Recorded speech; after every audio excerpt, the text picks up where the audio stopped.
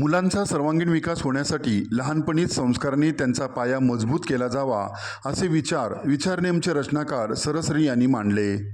सोलापूरच्या डॉक्टर फडकुले सभागृहात तेजज्ञान फाउंडेशनतर्फे आयोजलेल्या मिनी महाआसमानी शिबिरात व्हिडिओ प्रोजेक्टरद्वारे सरसरींचे मार्गदर्शन झाले।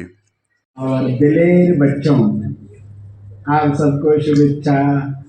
Happy Thomas.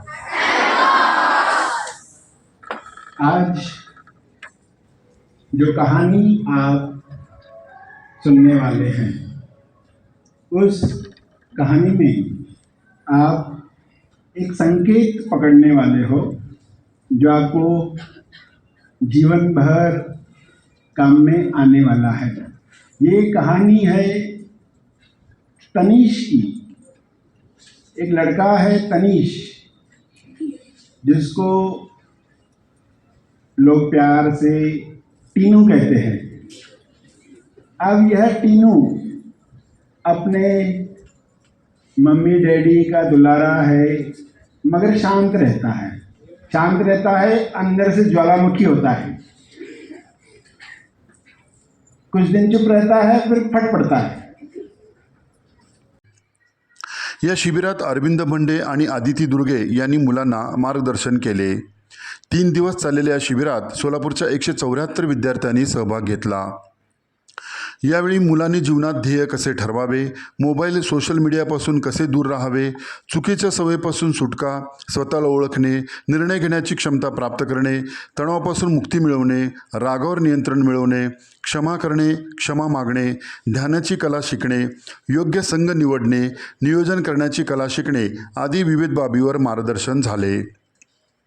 हे शिबिर यशस्वी करण्यासाठी गणेश शिराबत्ती, विकास भांगे, परशुराम रापेली, आनंद जुजकार, राहुल सुतकर, विजय जवळगी, पुरुषोत्तम वैद्य, रघुनाथ उडता, सुजाता गुडपल्ली, सीमा सोनवणे, रमेश काजळे, प्रियंका दंडी, दुर्योधन गायकवाड, राजेंद्र डांगे, अनघा स्वामी, सुरेंद्र मायनाळ यांच्यासह फाउंडेशनच्या सदस्यांनी परिश्रम घेतले।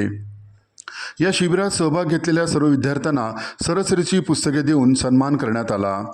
यावेळी या शिबिराविषयी मुलांनी आपल्या भावना व्यक्त केल्या। माझे नाव संचिता नितीन शिंदे।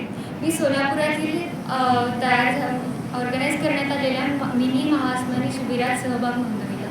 इथे येण्यापूर्वी खूप काही शंका मनात होत्या, खूप काही विचार मनात होते, ज्याच्यामुळे मन स्थिर नव्हतं। जसं आपण लहानपणापासून ऐकत आलो की मन हे चंचल असतं, त्याची दिशा ही प्रकाशाच्या एका झोतापेक्षा खूप वेगवान असतं। मन आज इथे आहे तर उद्या कुठेतरी दुसरीकडे असतो। त्यामुळे सरश्रींनी एक मंत्र दिला, ते म्हणजे एक्सेप्टन्स। एक्सेप्टन्स म्हणजे स्वीकाराने आपल्याला गोष्टी खूप स्वच्छ आणि सुंदर दिसतात, विचार आपले स्पष्ट होतात। आणि सोबतच सरश्रींनी अजून एक विचार आम्हाला दिला, तो म्हणजे लोकांना बाह्य रूपावरून जज नाही करायचं। बाह्य रूपांवरून लोकांचे गुण आणि अवगुण जर आपण बघत बसलो तर आपण कधीच त्यांच्या किंवा स्वतःशी मिळू नाही शकणार। त्यामुळे आपण प्रत्येकाला जज करण्याच्या ऐवजी स्वतःवर फोकस करावे आणि आपल्या अवकाशातील सर्व विचारांना, आकांक्षांना झेप घेऊन पूर्ण करावे।